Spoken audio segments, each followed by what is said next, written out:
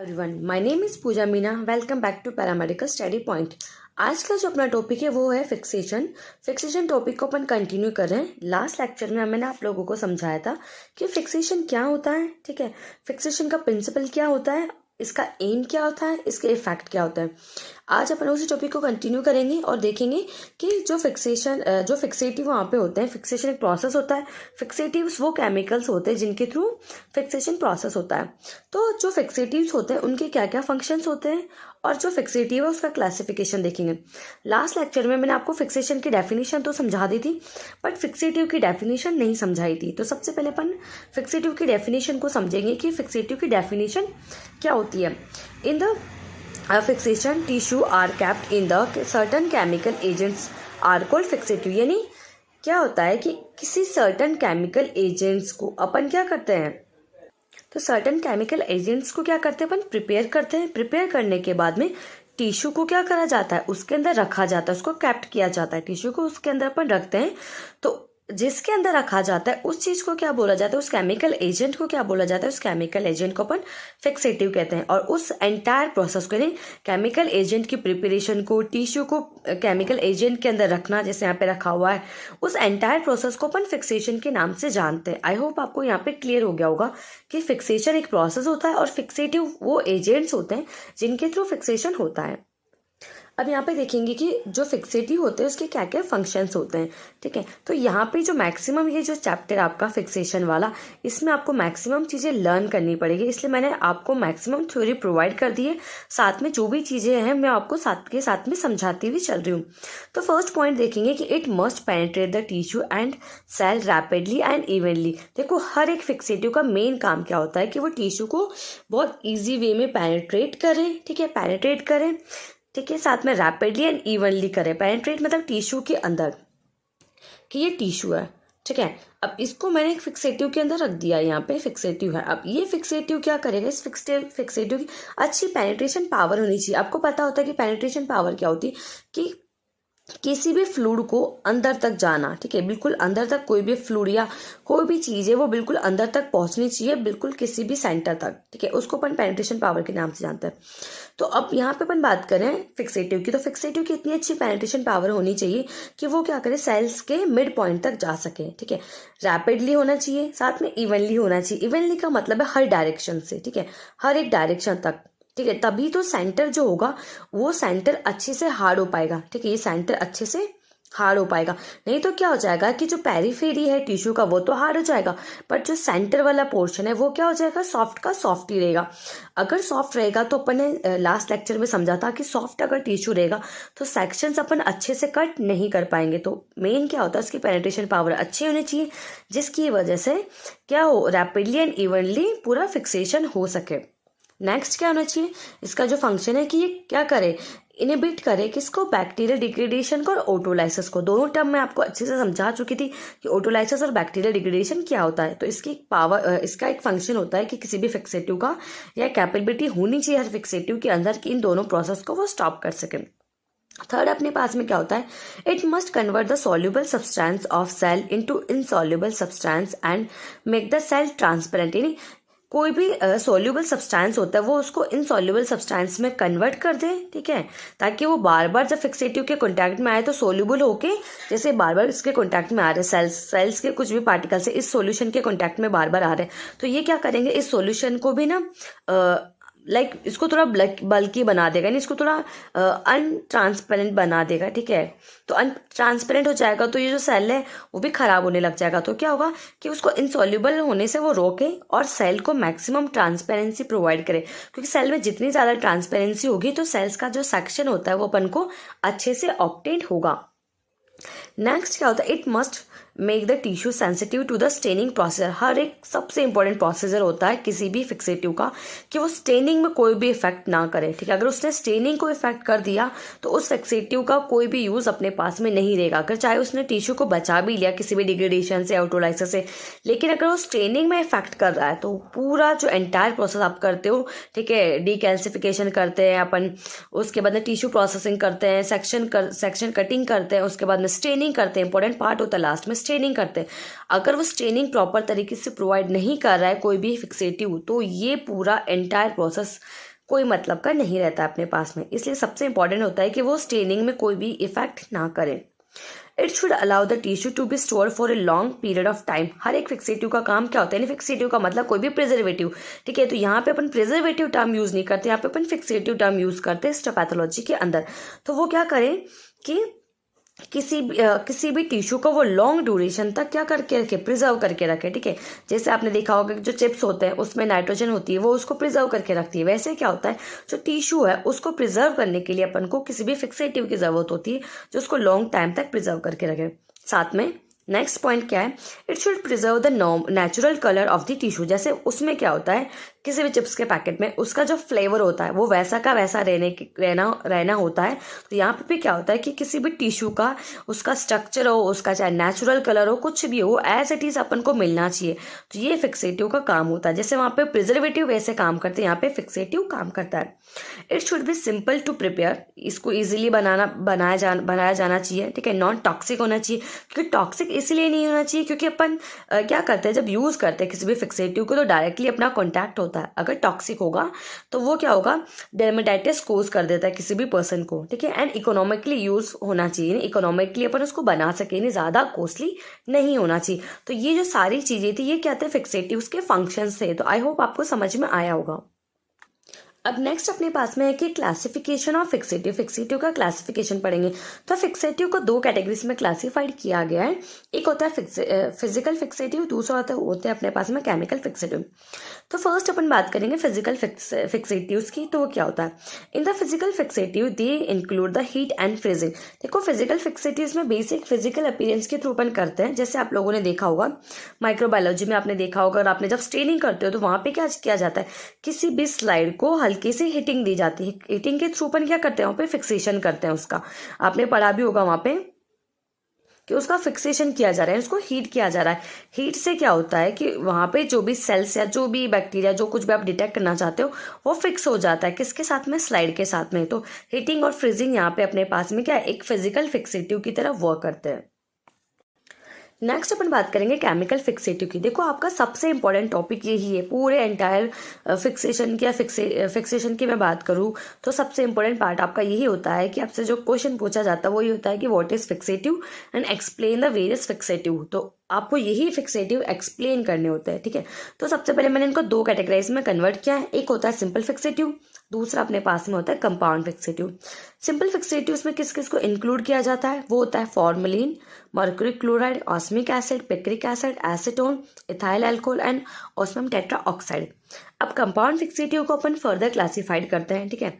Micro anatomical, cytological and histochemical. अब micro anatomical की बात करूं तो फॉर्मल सलाइन होता है, न्यूट्रल बफर फॉर्मलिन होता है, जैंकर्स फ्लूइड होता है, बॉइंस फ्लूइड होता है, ठीक है। और साइटोलॉजिकल की बात करूं तो इसमें दो फर्दर क्लासिफिकेशन होते हैं, एक होता है न्यूक्लियर फिक्सेटिव, एक होता है cytoplasmic fixative.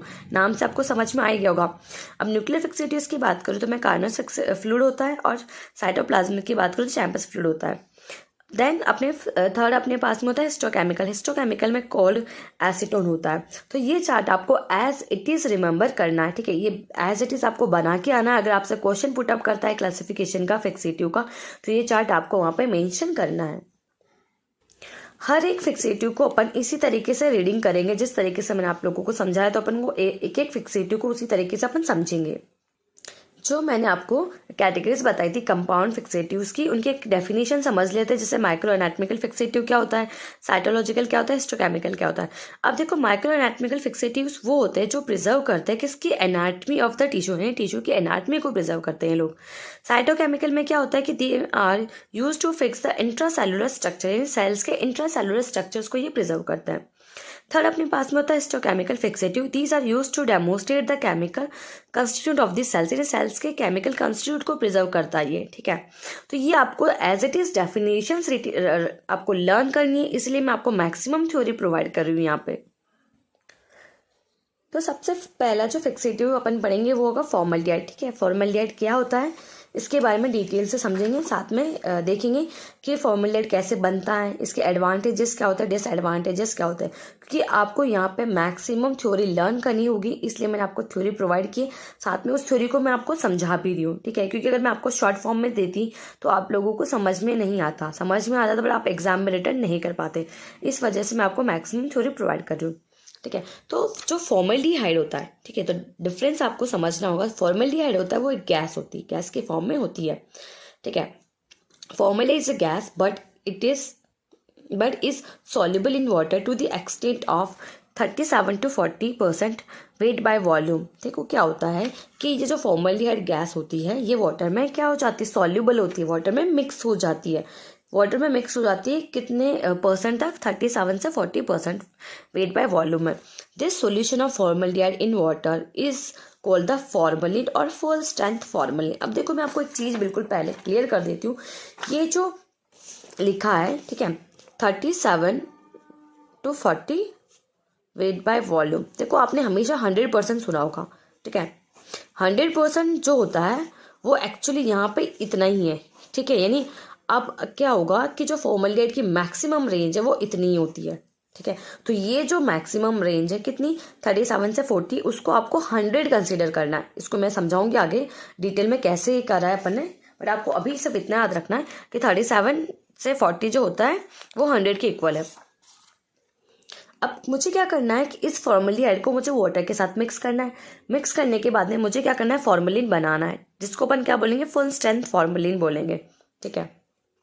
Formalin is one of the commonly used fixative in all the laboratories since it is cheap, penetrate rapidly and does not over harden the tissue। देखो formalin को इसीलिए मैक्सिमम यूज किया जाता है, जो फॉर्मलिन अपन बनाएंगे उसको maximum इसलिए यूज किया जाता है क्योंकि वो बहुत सस्ता होता है, वो इजीली पेनिट्रेशन करता है किसी भी फिक्सेटिव का, किसी भी टिश्यू का, और वो ज्यादा हार्ड नहीं करता है किसी भी टिश्यू को। यानी फिक्सेशन के प्रोसेस के टाइमिंग में क्या होता है कि ठीक है, यहाँ पे कोई भी टिश्यू जब फिक्सेशन होता है तो ये टिश्यू क्या हो जाता है, बहुत ज्यादा अगर हार्ड हो गया, तो बहुत ज्यादा हार्ड कर दिया तो अपन इसको कट ही नहीं कर पाएंगे माइक्रोडोम में, इसलिए बहुत ज्यादा ओवर हार्ड नहीं करता, इसलिए जो फॉर्मलिन होता है बेस्ट फिक्सेटिव होता है। It preserve the protein by forming the cross link with them and the tissue components. It denatures the protein, देखो प्रोटीन को सबसे अच्छा प्रिजर्व करता है, बिकॉज से क्या करता है उसके साथ में क्रॉस लिंकेज बना लेता है। लास्ट लेक्चर में मैंने आप लोगों को समझाया था क्रॉस लिंक्स कैसे बनती है, ठीक है, तो आप वो उसको जाके देखिए कि क्रॉस लिंकिंग कैसे बनती है। ग्लाइकोजन को ये पार्शली प्रिजर्व करता है, इसलिए गुड फिक्सेटिव नहीं होता है कार्बोहाइड्रेट्स के लिए। मैंने साथ में आपको बताया कि किसके लिए गुड फिक्सेटिव है और किसके लिए गुड फिक्सेटिव नहीं है, तो ये कार्बोहाइड्रेट्स के लिए गुड फिक्सेटिव नहीं होता है। It neither preserve nor destroy fat, ना तो फैट को प्रिजर्व करता है ना ही डिस्ट्रॉय करता है, बट क्या होता है जो कॉम्प्लेक्स लिपिड्स होते हैं उनको ये फिक्स करता है, लेकिन कोई भी न्यूट्रल फैट है तो वह उसके ऊपर कोई भी इफेक्ट ये नहीं करता है।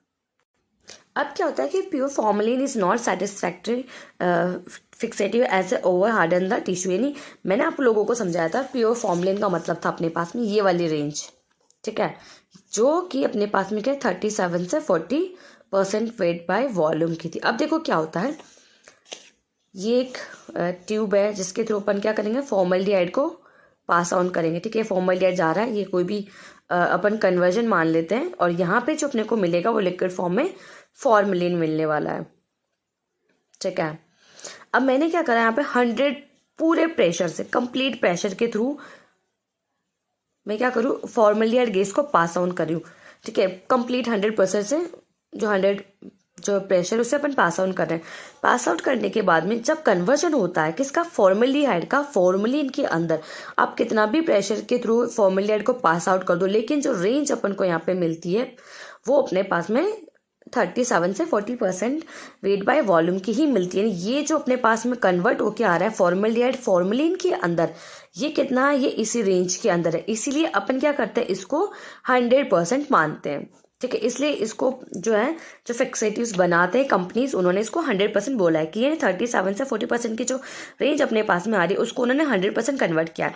अब क्या होता है, ये इसको पर 100% कन्वर्ट कर चुके हैं, लेकिन ये जो 100% अपन ने बनाया फॉर्मूले, ये गुड फिक्सेटिव नहीं होता है किसी भी फिक्सेशन के लिए, क्योंकि ये इतना ज़्यादा स्ट्रॉन्ग होता है, ये क्या कर देगा, किसी भी टिश्यू को बहुत ज़्यादा ओवर हार्ड कर देगा, जिससे सेक्शन ही कट नहीं हो पाते हैं। तो अपन क्या करते हैं, इस 100% का 10% फॉर्मलिन बनाते हैं, ठीक है। फर्दर यानी इसका मुझे क्या करना है, 10 बनाना, लेकिन इसका 10 आप इजीली नहीं समझ पाओगे, इसलिए मैंने इसको क्या कर दिया, पहले 100 में कन्वर्ट कर दिया। यानी ये जो रेंज है ये 100 है, ठीक है। अब इसको अपन 100 कंसिडर करेंगे और इससे मुझे 10% फॉर्मेलिन बनाना है, जो कि आइडियल फिक्सेटिव होता है किसी भी टिश्यू को प्रिजर्व करने के लिए।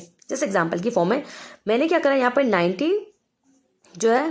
ml डिस्टिल वाटर ले लिया, ठीक है, और इसका मैंने 10 ml, ठीक है, फॉर्मेलिन ले ली। तो ये मेरे पास में क्या बन गया, 10% फॉर्मेलिन बन चुका है, ठीक है।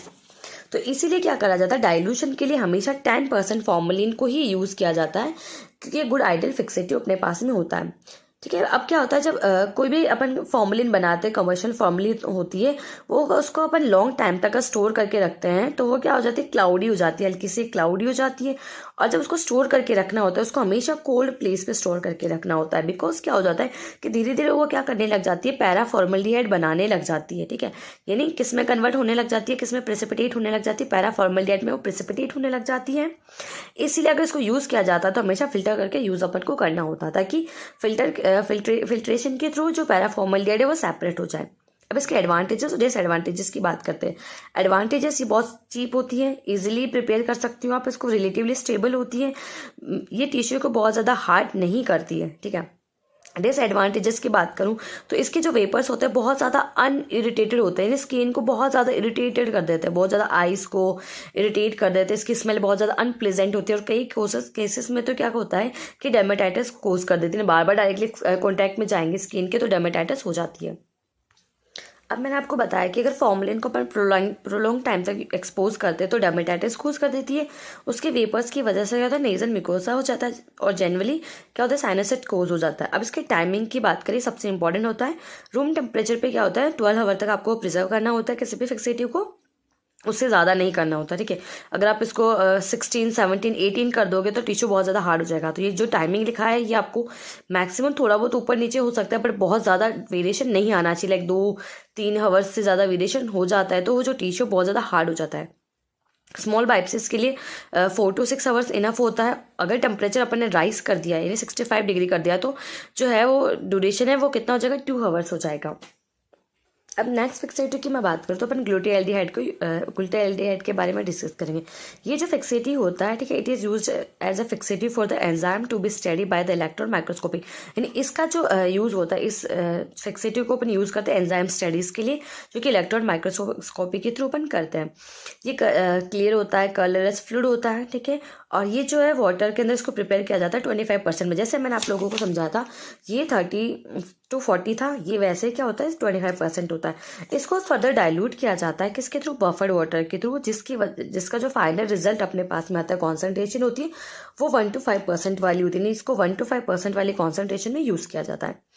इसका सबसे बेस्ट बेनिफिट क्या होता है कि ये कोलेजन के साथ में क्रॉस लिंक्स बनाता है, ठीक है। जैसे फॉर्मल्डिहाइड किसके साथ में बनाती है, प्रोटीन्स के साथ में बनाती है, तो ये क्या करता है, कोलेजन के साथ में क्रॉस लिंक्स बनाता है।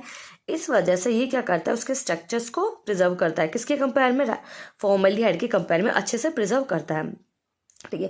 अब इसके एडवांटेजेस की बात करें तो इसको इलेक्ट्रॉन माइक्रोस्कोपिक में आप यूज़ कर सकते हो। डिसएडवांटेजेस यही होता है कि बहुत ज़्यादा लॉन्ग ड्यूरेशन लेता है, इसका जो पेनिट्रेशन पावर है बहुत ज़्यादा पुअर होती है। जैसे मैंने आप लोगों को समझाया था पेनिट्रेशन पावर क्या होती है, किसी भी टिश्यू के अंदर तक अच्छे से फिक्सेशन होना, उस चीज़ को अपन पेनिट्रेशन पावर बोलते हैं, तो इसकी बहुत ज़्यादा वीक होती है। अब नेक्स्ट फिक्सेटिव जो मेरे पास में वो है ओस्मियम टेट्राऑक्साइड। ये जो होता है ओस्मियम टेट्राऑक्साइड, इसका भी मैक्सिमम जो यूज़ होता है वो क्या करता है, फाइन स्ट्रक्चर्स को ये प्रिजर्व करता है, ठीक है। It is use for the preservation of fine structure. Fine structure छोटे स्ट्रक्चर्स को बहुत अच्छे से प्रिजर्व करता है, जो जनरली इलेक्ट्रॉन माइक्रोस्कोपी वाले प्रोसेस में यूज़ किया जाता है। एंड ये स्मॉल बायोप्सिस के लिए यूज़फुल होता है। स्मॉल बायोप्सिस का मतलब अपने पास में small specimen like 2 to 3 mm के जो स्पेसिमेंस होते हैं उनके लिए ज़्यादा यूज़फुल होता है। साथ में ये फैट को प्रिजर्व करता है, और ये क्या करता है, ये भी प्रोटीन के साथ में क्रॉस लिंक्स बनाता है। लेकिन सबसे जो एक चीज़ होती है इस फिक्सेटिव को अनयूजफुल बनाती है वो होती है इसकी अनइवन, इसका फिक्सेशन होना। अनइवन का मतलब, जैसे मैं अभी बार बार आपको समझा रही हूँ कि पेनिट्रेशन पावर का मतलब क्या है कि फिक्स मिड पॉइंट पे, फिक्स जो मिड पॉइंट होता है वहाँ तक अच्छे से फिक्स होना, पेनिट्रेशन होना, ठीक है। बट इसकी सबसे बड़ी प्रॉब्लम ये कि चारों तरफ से जब फिक्सेशन कर रहा है ना तो अनइवन करेगा, यानी अच्छे से फिक्सेशन ये नहीं करता है, ठीक है।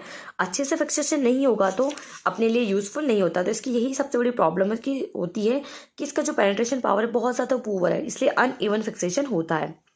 नेक्स्ट, इसके एडवांटेजेस की मैं बात करूं तो इसके जो वेपर्स होते हैं, ठीक है, वो क्या करते हैं, प्रिजर्वेशन करते हैं ब्लड का एंड टिश्यू स्मेयर्स का। डिसएडवांटेजेस की बात करूं तो ये वोलेटाइल नेचर का होता है, इस वजह से ये क्या करता है, आइस को बहुत ज़्यादा इरिटेट करता है। एंड इसके डिसएडवांटेजेस है कि ये पुअर पेनिट्रेशन होता है, लिमिटेड यूज़ होता है, साथ में ये क्या करता है, स्टेनिंग के साथ में बहुत ज़्यादा इंटरफेरेंस करता है, इस वजह से स्टेनिंग भी अच्छे से नहीं होती, तो इसका ज़्यादा यूज़ नहीं होता है।